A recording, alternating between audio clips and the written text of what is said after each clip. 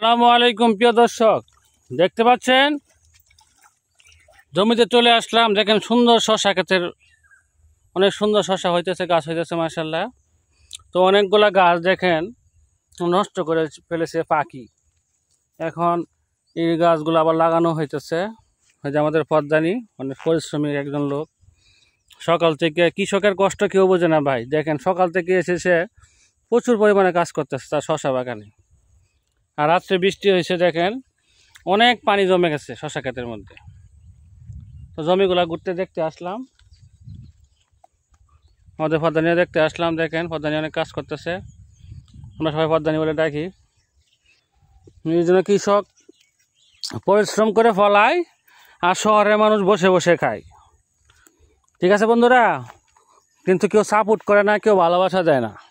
একজন কৃষককে যদি তার পরিশ্রমের মূল্যটা দেওয়া হয় তাহলে কিন্তু তার শ্রমটা সার্থক হয়, কিন্তু সেই শ্রমটা পাওয়া যায় না।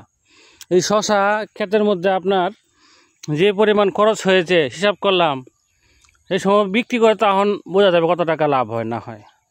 অলরেডি তার শশা খেতে মনে হয় 10,000 টাকার মতো খরচ হয়ে গেছে। এই যে পলিথিন, বীজ, এই যে বাঁশ লাগিয়েছে, আর সে নিজে পরিশ্রম করেছে, ওষুধ দিয়েছে, এগুলো তো সব মিলিয়ে 10,000 টাকা খরচ হয়েছে এই জায়গাটার মধ্যে। বুঝতে পেরেছেন বন্ধুরা? যে সবাই দোয়া করবেন যেন শশা খেতে ভালো ফলন হয়, তাহলে একজন কৃষক সার্থক, একজন কৃষকের পরিশ্রম সার্থক যদি ফলন ভালো হয়। তো সবাই দোয়া করবেন। পদ্মানি কিছু বলতে চাও তুমি?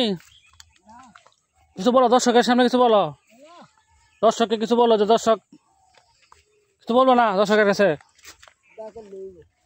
হ্যাঁ, বলতে দোয়া করার জন্য সবাই সবাই দোয়া করবেন, তার শশা জমি যেন ভালো শশা ফলন হয়।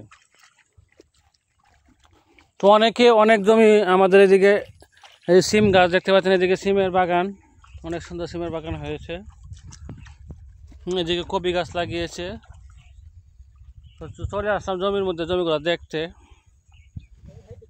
আর এদিকে যে খালের মধ্যে যাবো, চলেন বন্ধুরা, মাছ মারতেছে লোকজনে, এটা দেখাবো আপনাদের।